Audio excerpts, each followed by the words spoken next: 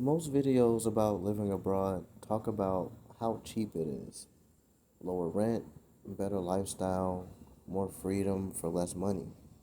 But people who actually try it all run into a cost they didn't budget for, and it's usually the reason they don't stay. It doesn't show up on your first day. It doesn't show up when you sign the lease. It doesn't even show up when you realize you're saving money. It shows up later, when your life looks simpler on paper but feels heavier in a way you can't quite explain. At first, the math works. Rent is lower, food is cheaper, your expenses finally make sense again. You open your bank app and feel something you haven't felt in years: relief. This is the version everyone films. This is the spreadsheet logic. And for a while, it feels like proof you made the right decision. So when something starts to feel off, your brain immediately assumes it can't be this, because financially, everything is working. Then the days stretch. People are friendly, but not yours. Conversations stay light, jokes don't quite land, you're included, but not embedded. You realize you can go an entire week without saying anything that matters to anyone. So you tell yourself, I just haven't built community yet. I need more time. This is normal. And that explanation feels reasonable because loneliness is a real cost.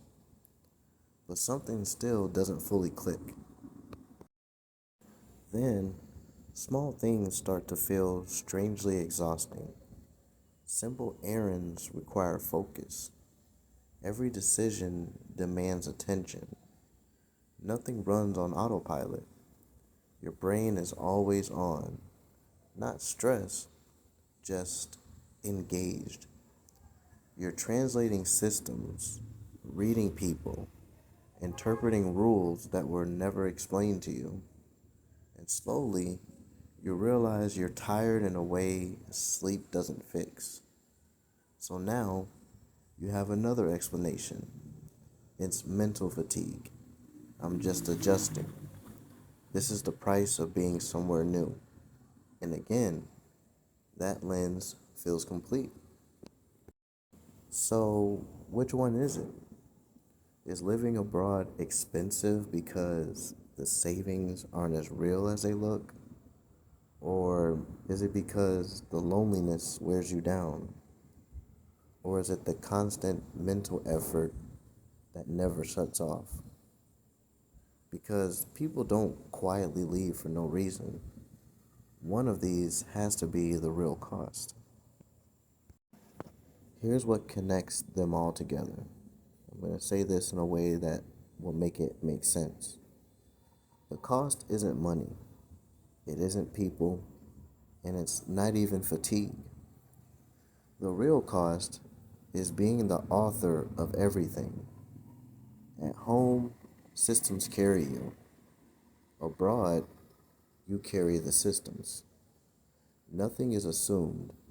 Nothing is automatic. Nothing is doing the thinking for you anymore.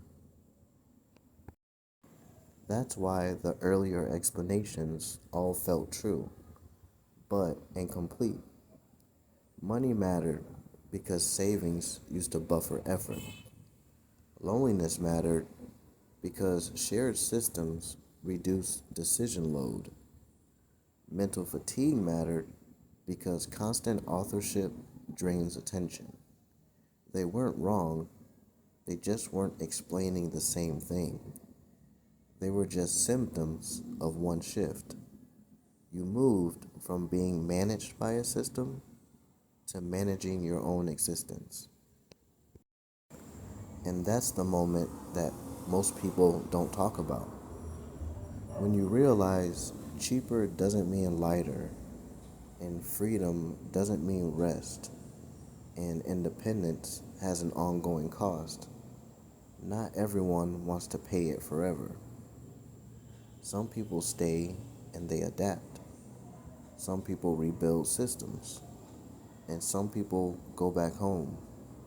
Not because they failed, but because they finally understood what the trade off actually was. And once you see that cost clearly, you can't unsee it.